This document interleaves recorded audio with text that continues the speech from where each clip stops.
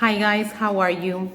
I decided to record this mini lesson on punctuation as I told you before because we didn't have much time to practice punctuation, and I think that there are some important tips for you to take into account before the test, okay? So for each punctuation mark that I'm going to explain, there are some examples. So please pay attention to each example, and then you're going to have some exercises that I'm going to send to you. I think that I'm going to publish them in Google Classroom, okay? So let's start. So what is punctuation? And why is it important? Punctuation is a system of symbols. That means that there's not only one punctuation mark, there are several.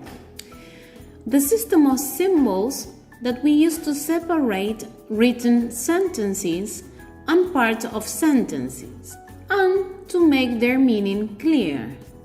Each symbol is called punctuation mark. And do you know any punctuation mark? Okay, I'm sure you know plenty of them. So, punctuation marks includes capital letters, commas, question marks, exclamation marks, quotation marks, full stops, and many others. They are all important factors in ensuring that your writing is as clear and understandable as possible. Okay? So let's start with capital letters.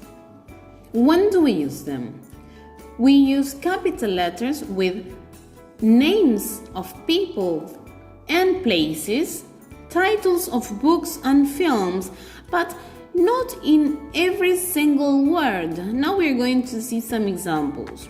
We use capital letters with the days of the weeks, months, and pay attention to this because this is a common mistake. When you're referring to yourself, when you use the personal pronoun I, you always write it in capital letter. It doesn't matter if this pronoun is in the middle of a sentence, you always use capital letters, okay? Okay, so let's see these examples. We have New York City, September, Sunday, Alice in Wonderland, Back to the Future. Take a look at the last two examples. We have the title of a book, and the last one is the title of a movie. Pay attention that the words that have capital letters are the ones that are content words, the words that have meaning, okay? So when we have a title of a book or a film, we don't add we don't put capital letters to prepositions, okay? Why? Because they don't carry meaning, okay? Good. Full stop or period. You can use it to finish a sentence, to finish an idea.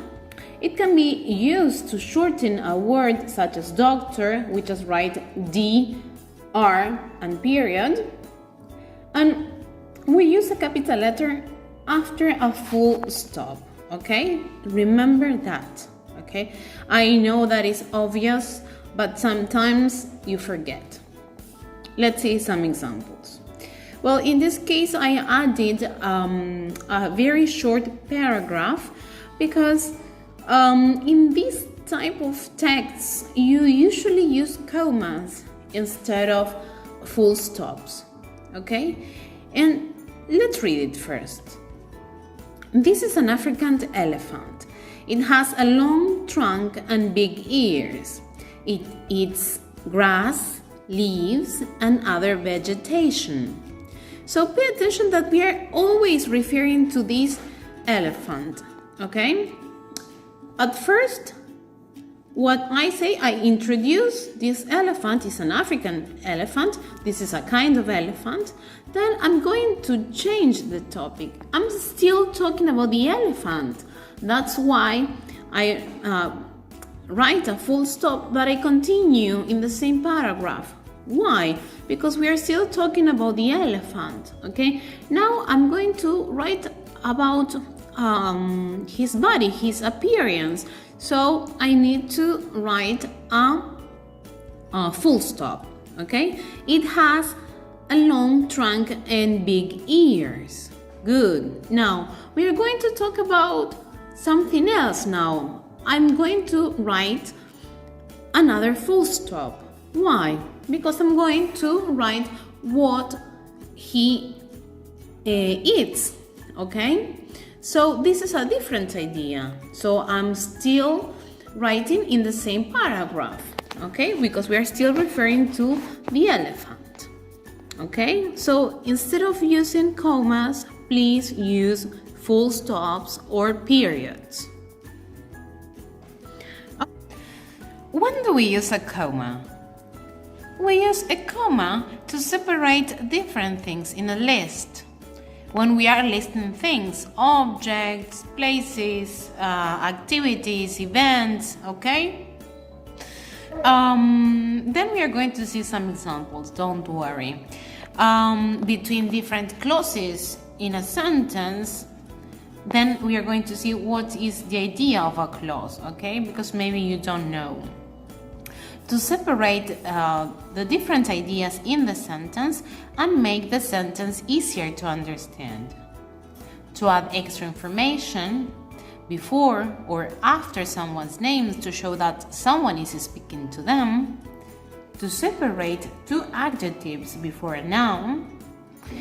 And when you start a sentence with an adverb or adverbial phrase, you use a comma after it before you begin the main sentence.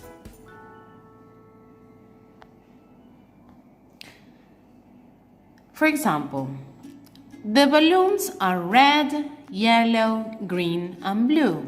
Here we are listing the colors of the balloons, okay?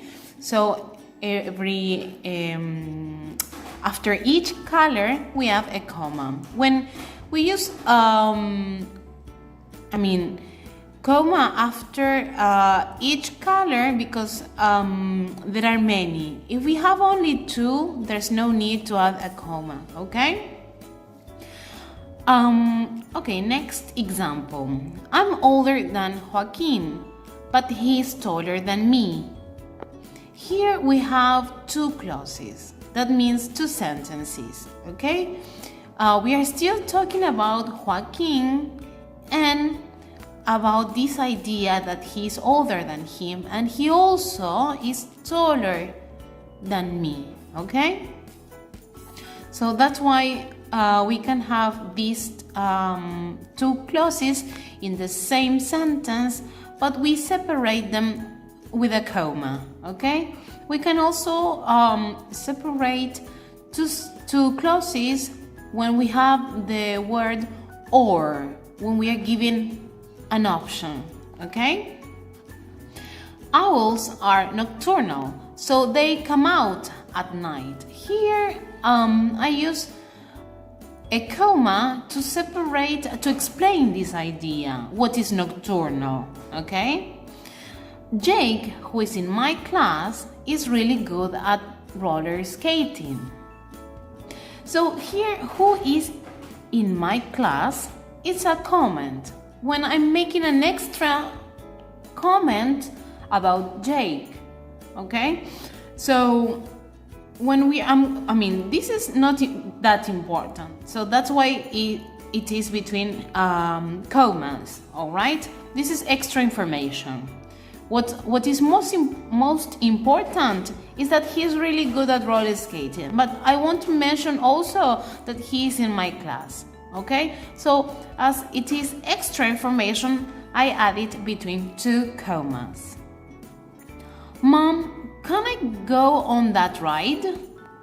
Here, as we said before, when we have a dialogue and I'm referring to someone, okay, in this case is mom, I'm going to add a comma after it because I'm going to change the subject. I'm just naming her. I'm just saying mom, just to let her know that I'm talking to her, okay? Instead of mom, I can say, Jake, can I go on that ride? Or I can say any other name, okay? She's got long curly hair. Okay, here we have a perfect example when we have many adjectives for a noun, okay? So if we have more than one, okay, and those are different adjectives, different categories, we just add a comma after each adjectives after each adjective before the noun. And luckily, I still have the magic ring. So pay attention to luckily. Luckily is an adverb, okay? An adverbial phrase could be once upon a time, okay?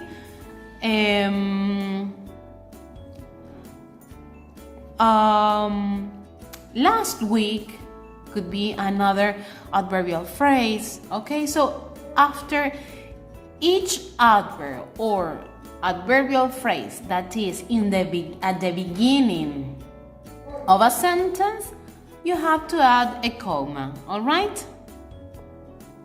Now, exclamation mark. When do we use an exclamation mark?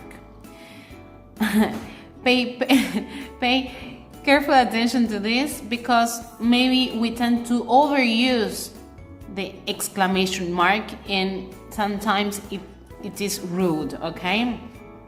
So the exclamation mark suggests that someone is surprised, happy, angry, or scared. It can also suggest that someone is shouting. After an exclamation point or mark, you need to use a capital letter to start your next sentence. So every time you finish a sentence with the exclamation mark, remember that you have to start the other sentence with a capital letter.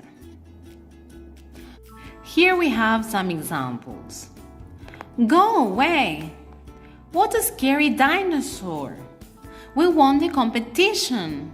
We were the champions! What a cute kitten! Can we take her home? Take a look at the third example. We won the competition. We were the champions. If we add an extra exclamation mark after champions, that will be exaggerating. So every time you want to add an extra meaning to what you're saying, some feeling, just think about which is the most important, which sentence carries the feeling or the meaning you want to emphasize, okay? In that one, we add an exclamation mark. If not, we just write a full stop. When do we use quotation marks? We often write about what people say to each other. And when we write someone's exact words, we use quotation marks. Some said, "Look at this map." "Look at this map," some said. Mom asked, "What are you doing?" Lucia said, "I'm building a house." "What are you doing?" Mom asked. Take a look at the quotation marks and the commas, okay? So for example, when I first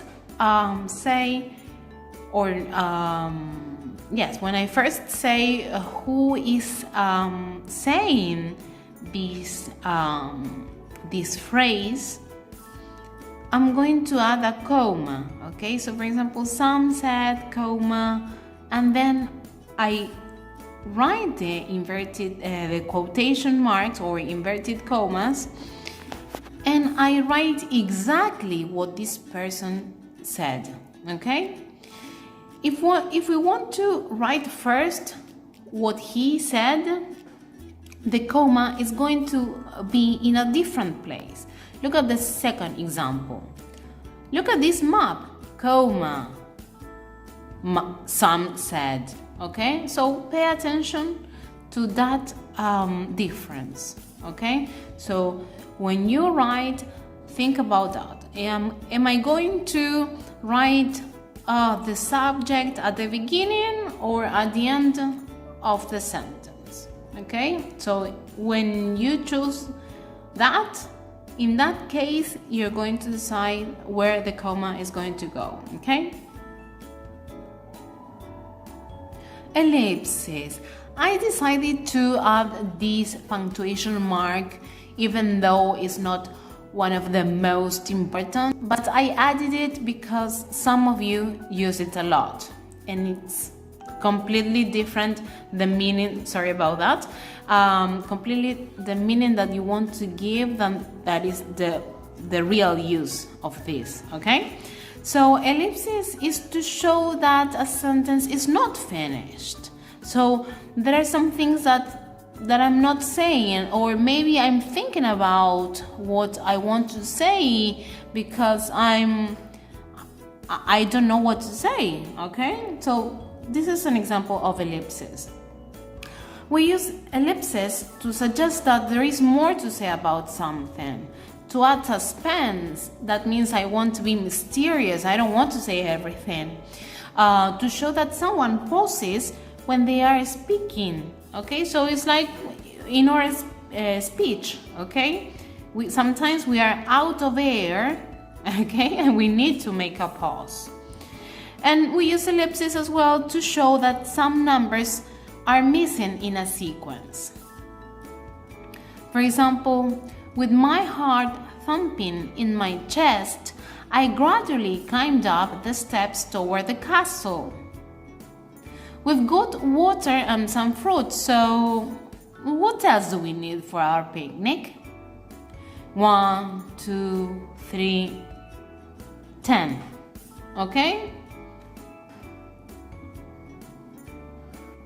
Okay, guys, thank you very much for your attention. Now let's practice a bit.